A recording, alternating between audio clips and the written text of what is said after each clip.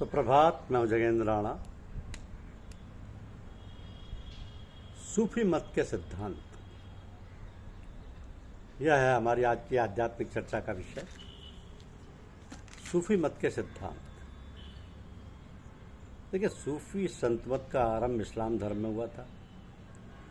सूफी शब्द का प्रयोग इस्लाम धर्म के रहस्यवादियों के लिए किया जाता है, जो धार्मिक आडंबरों की अपेक्षा आंतरिक शुचिता पर अधिक जोर देते हैं। सूफी शब्द की उत्पत्ति अरबी भाषा के सफ़ा शब्द से हुई है, जिसका अर्थ होता है शुद्धता। तो शाब्दिक अर्थ पर ध्यान दें तो इसका आशय निकलता है पवित्र हृदय वाला। कुछ विद्वानों का कहना है कि सूफ शब्द का तात्पर्य ऊन से है। प्रारंभ में मोटा ऊनी वस्त्र धारण करने वाले तपस्वी संयमी पुरुषों के लिए इस शब्द का प्रयोग किया जाता था। प्रारंभ से ही सूफी साधकों ने वैराग्य भावना और तपोमय जीवन का विशेष महत्व दिया था। भारत में सूफी संतों का प्रवेश 12वीं शताब्दी के उत्तरार्ध में हुआ था। देश में 4 प्रमुख सूफी संप्रदाय हैं: चिश्तिया, कादरिया, सोहरावर्दिया और नक्शबंदिया।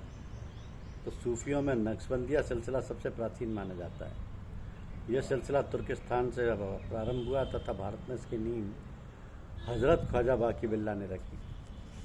वास्तव में देखा जाए तो सूफी शब्द का अर्थ है एक सीधा सरल हृदय मानव, जो बाह्य आडंबरों से रहित अपने कर्तव्य कर्म में लगा हुआ तथा मालिक की ओर लौ लगाए हुए है। दुनियावी लोग उसे सामान्य मानव समझते हैं, क्योंकि वह कोई विशिष्ट वेशभूषा, दिखावा, चमत्कार या प्रवचन आदि नहीं करता। तो वो दुनिया से अपने को छुपाए रखता है, या कभी कभी वह ऐसे कार्य भी करता है जिससे सांसारिक लोगों से दूर भागते हैं। अपने काम से काम और केवल मालिक का नाम ही उसकी दिनचर्या है। इस प्रकार सत्य, अहिंसा, त्याग, तपस्या एवं सामान्य गृहस्थ जीवन के साथ प्रभु के सतत स्मरण में लगा हुआ व्यक्ति सूफी है। सूफी निरंतर मालिक के ख्याल में डूबे रहते हैं। दुनिया में रहते हुए उन्हें दुनिया से कोई लगाव नहीं होता। दुनियादारी से बाह्य विरक्ति न होकर उनमें आंतरिक विरक्ति होती है। वे चाहे जंगल में रहें, चाहे बीच बाजार में रहें, अपने कार्य में प्रभु स्मरण में सतत जागरूक रहते हैं। हो सकता है जीविकोपार्जन के लिए वो भेड़ें चराते हों, कृषि करते हों, व्यापार या अन्य कोई धंधा करते हों, लेकिन खाली कभी नहीं रहते। गरीबों की मदद करते हैं और मालिक के प्रेम में सदैव दीवाने रहते हैं। तो सूफी लोग सुमरन, ध्यान और नाम जप के द्वारा अपने अहम को भुलाने का प्रयत्न करते हैं। प्रेम की अटूट भावना सूफियों में होती है, क्योंकि वो कहते हैं कि ईश्वर प्रेम रूप है और प्रेम दूत द्वारा ही उसे पाया जा सकता है। तो ये तो घर है प्रेम का, खाला का घर नाई, शीश उतारे मुँह धरे, तब बैठे ही माई। तो तब प्रेम न वाड़ी उपजे, प्रेम न हाट बिकाए, राजा पड़ जा जही रुचे, शीश दे ले जाए। तो सूफी साधना का अंतिम लक्ष्य ईश्वर प्राप्ति, परमपिता से मिलन है, उस मालिक से एकात्मता प्राप्त करना है। बिना किसी आकांक्षा के अपने आप को ईश्वर को समर्पित कर देना ही उनका धर्म है।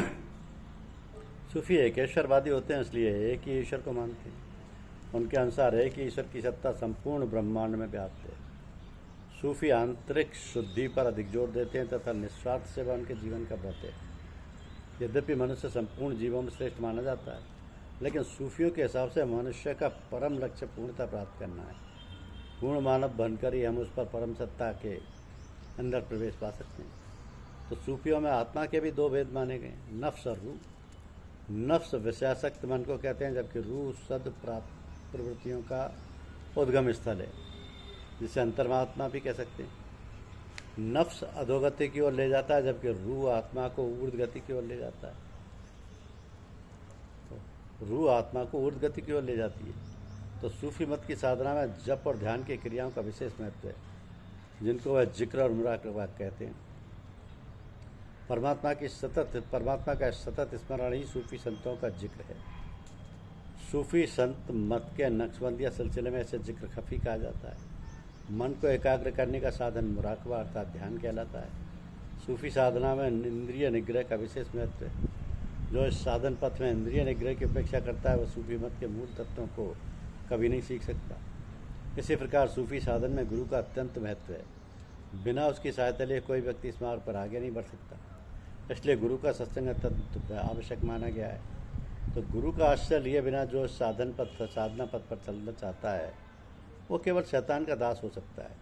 इस प्रकार सूफी मत के कुछ निश्चित सिद्धांत हैं, जिनमें से चुने हुए 11 सिद्धांतों की विवेचना हम यहाँ कर रहे हैं कि गुरु की महत्ता पर जोर। सूफी मत की साधना में गुरु, शेख या पीर का महत्वपूर्ण स्थान है। गुरु के बिना सूफी साधना की कल्पना भी नहीं की जा सकती। भगवत प्राप्ति और आध्यात्मिक मार्ग पर चलने के लिए पद पर गुरु की आवश्यकता है। बिना गुरु की कृपा और सहायता के शिष्य कुछ नहीं कर सकता। इसलिए सूफी साधना में आगे बढ़ने के लिए गुरुदेव का सहारा पकड़ना बहुत आवश्यक है। पुस्तकों में पढ़कर मनमाने ढंग से शैतान की साधना की जा सकती है। इसलिए सूफी मार्ग में गुरु का आश्रय बहुत आवश्यक है तथा गुरु में समर्पण भी आवश्यक है। गुरु में पूर्ण समर्पण कर देने से शिष्य बहुत अधिक तेजी से आध्यात्मिक पथ पर आगे बढ़ता है। गुरु में ऐसी शक्ति होती है जिससे कि वह शिष्य को आध्यात्मिक मार्ग में आगे बढ़ाता है और सांसारिक वासनाओं से उसे बचाए रखता है। तो शिष्य को मंजिल तक पहुंचाने में वह शिष्य की पूरी देखभाल करता है। यद्यपि कभी कभी शिष्य को इस बात की जानकारी नहीं हो पाती। सूफी संतों का विश्वास है कि गुरु में वो शक्ति होती है कि वह अपने शिष्य के भीतर आध्यात्मिक शक्ति को प्रवेश करा दे।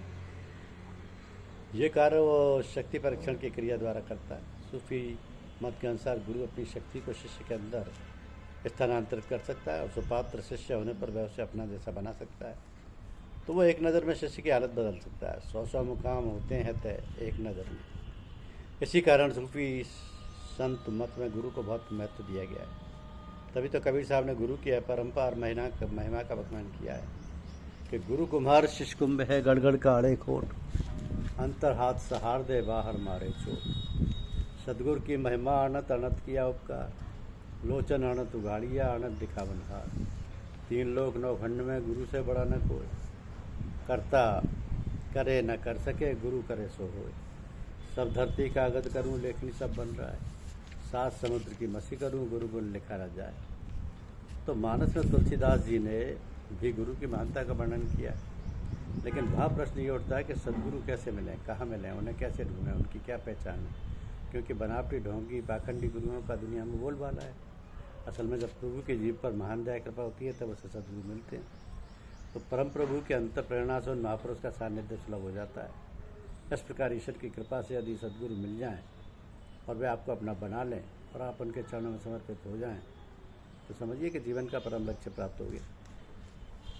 गुरु पर अगाध श्रद्धा होना, प्रेम होना आवश्यक है। दूसरा, नाम जाप की महत्ता जिक्र खफी, यानी सूफी संत मत साधना में गुरु द्वारा बतलाए गए नाम को ही शिष्य को जाप करना चाहिए। लेकिन सूफी साधना के नक्शबंदिया सिलसिले में यह जाप मुँह से नहीं किया जाता, यह जाप हृदय द्वारा किया जाता है। इसलिए इसे आंतरिक या दिल का जाप कहते हैं। इस साधना में इस तरह के आंतरिक जाप को जिक्र खफी कहा जाता है।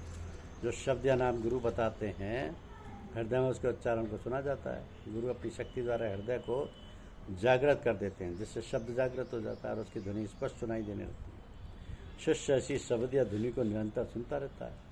यह ऐसी अखंड और अनंत ध्वनि है जो सतत होती रहती है। खाते पीते सोते जगते चलते फिरते उठते रहते कार्य करते समय हर समय शिष्य को अपना ख्याल हृदय के शब्द की ओर रखना पड़ता है। वहाँ से ख्याल हटना नहीं चाहिए। इससे प्रभु का सतत स्मरण चलता रहता है और अन्य कोई अनजान व्यक्ति समझ नहीं सकता कि वह व्यक्ति क्या कोई जप कर रहा है। इसी कारण सूफियों को लोग जल्द समझ नहीं पाते कि वो क्या भजन पूजन या साधना करते हैं। सूफियों की साधना ऐसी गुप्त होती है कि उसे सिवा उनके गुरु या परमात्मा के अलावा कोई जान नहीं सकता है। वे बकरियाँ क्यों चरा रहे होते हैं या कोई अन्य का व्यापार कर रहे होते हैं, उनका सतत नाम जप चलता रहता है। उनका ख्याल हर समय हृदय के जाप की ओर लगा रहता है। इसलिए उन्हें रहस्यवादी कहा जाता है। धीरे धीरे इस साधना का अभ्यास करते करते वो ध्वनि सारे शरीर में होने लगती है, यहाँ तक कि रोम रोम से ध्वनि प्रस्फुटित होने लगती है। सारे ब्रह्मांड के कड़कण से ध्वनि सुनाई देने लगती है। चारों ओर इसी ध्वनि का पसारा हो जाता है। लेकिन इस साधना पद्धति में मनमानी नहीं चलती। गुरु के निर्देशानुसार ही उनके द्वारा बताई गई विधि से अभ्यास या साधना करनी चाहिए, अन्यथा लाभ के स्थान पर कभी कभी हानि भी हो सकती है। तो साधक को अहंकार से बचने के लिए जप या ध्यान के बीच में रुककर ईश्वर से गिड़गिड़ाते हुए प्रार्थना करते रहना चाहिए कि हे ईश्वर, मेरा लक्ष्य तू है, तेरी रजा में ही मैं राजी रहना चाहता हूँ। तू मुझे अपना सच्चा प्रेम और ज्ञान प्रदान कर। इससे साधक का कल्याण होता और पतन का भय नहीं रहता। फिर हम मराकवा यानी ध्यान, गुरु द्वारा बताई गई विधि से ध्यान करना चाहिए। सूफी संत मत में ध्यान को महत्वपूर्ण स्थान दिया गया। हिंदू साधना पद्धति में भी ध्यान और समाधि का बहुत महत्व है। महर्षि पतंजलि ने अपने योग दर्शन में अष्टांग योग का विस्तृत विवेचन किया है। जिसमें ध्यान और समाधि का जिक्र भी आता है। तो जो साधना की अंतिम स्थिति माने गए हैं ये यम, नियम, आसन, प्राणायाम, प्रत्याहार, धारणा, ध्यान और समाधि, ये योग के 8 अंग बताए गए हैं। तो जब मन निर्विषय हो जाता है तो उसे ध्यान की संज्ञा दी गई। जब साधक को एकाग्रता की स्थिति प्राप्त हो जाती है तो वो ध्यान में डूब जाता है। ध्यान उसका किया जाए और कैसे किया जाए, किसका किया जाए, ये पद्धति गुरु द्वारा ही शिष्य को उसकी योग्यता के अनुसार बताई जाती है। जब गुरु शिष्य को ध्यान विधि बता देते हैं तो उसके बाद शिष्य को अपने सम्मुख बैठाते हैं और अपनी आत्मशक्ति का प्रक्षेपण अपने शिष्य के हृदय पर करते हैं, जिससे उसका कल्प जागृत होकर शब्द की ध्वनि स्पष्ट सुनाई देने लगती है और शब्द सुनते सुनते ही वह गुरु की आत्मशक्ति के कारण गहरे ध्यान में डूब जाता है। तो ध्यान के द्वारा ही शिष्य सूफी संत मार्ग पर में आंतरिक चढ़ाइयाँ चढ़ता है। इस गुरु इस कार्य में शिष्य की मदद करते रहते हैं, उसकी देखरेख करते रहते हैं। अनेक मंजिलों को तय करता हुआ साधक अपने परम लक्ष्य यानी पूर्णता को प्राप्त कर लेता है। तो सूफी संत मत साधना में इस तरह से ध्यान का बहुत महत्वपूर्ण स्थान बताया गया है। आंतरिक अभ्यास पर सूफी संतों ने बहुत जोर दिया, क्योंकि बिना आंतरिक अभ्यास के साधन में उन्नति नहीं हो सकती। फिर गुरु द्वारा आत्मशक्ति या प्रक्षेपण की क्रिया की जाती है, जिसको तवज्जो कहते हैं। तो सूफी संत मत साधना में गुरु जब शिष्य को स्थिर और दृढ़ देखता है कि उसका सतत ध्यान कल्प की ध्वनि की ओर लगा हुआ, उस समय गुरु अपने सामने शिष्य के हृदय में आत्मधार का प्रक्षेपण करते हैं। अर्थात वे अपने शिष्य के अपनी शक्ति को शिष्य के अंदर उतारते हैं, या यूँ कहें कि अपने सत विचारों को शिष्य के अंदर भेजते हैं। इस तरह शक्तिपात की क्रिया को सूफी लोग तवज्जो कहते हैं। तो गुरु की इस आत्मधार से शिष्य की सफाई शुरू होने लगती है और ध्यान से समाधि की ओर बढ़ने लगता है। उसे अनंत के दर्शन होने लगते हैं, उसे असीम आनंद की अनुभूति होने लगती है। वह गहराई में उतर जाता है, शांति के सागर में डूब जाता है। उसे अपने तन मन का होश ही नहीं रहता। उसके अंदर ईश्वरीय शक्ति का प्राकट्य हो जाता है। रिद्धियों सिद्धियों का आविर्भाव होने लगता है, कुंडलिनी जागृत हो जाती है। धीरे धीरे अभ्यास करते करते गुरु की आत्मशक्ति के प्रक्षेपण से सारे चक्र रोशन हो जाते हैं। अनंत का मार्ग खुल जाता है। उसे दिव्य आनंद की अनुभूति होने लगती है। तो विभिन्न प्रकार के चमत्कारी दृश्य उसे दिखाई देने लगते हैं। विचित्र प्रकार की ध्वनियाँ सुनाई देने लगती हैं। साधक की हालत विचित्र प्रकार की हो जाती है, अवर्णनीय आनंद की प्राप्ति होने लगती है, जिसका साधक स्वयं भी वर्णन नहीं कर सकते। तो गुरु की शक्ति प्रक्षेपण क्रिया से धीरे धीरे इस प्रकार की स्थितियाँ भी एकदम समाप्त हो जाती हैं और वह एकदम शांत हो जाता है, अनिवर्चनीय आनंद डूब जाता है। तो सूफी संत मत की साधना में शिष्य को गुरु से आत्मशक्ति यानी तवज्जो अवश्य प्राप्त करनी चाहिए। यह ऐसी विचित्र चमत्कारी क्रिया है जो सभी संत महात्माओं में नहीं होती। इस क्रिया के द्वारा गुरु अपनी संपूर्ण शक्ति शिष्य में ट्रांसफ़र कर देता है। विश्व में ऐसे ट्रांसफ़र वाली विद्या अन्यत्र देखने को नहीं मिलती है। यह संतों की विशेष देन है, जिसके द्वारा गुरु अपने शिष्य को अपने जैसा बना लेता है। धन्यवाद।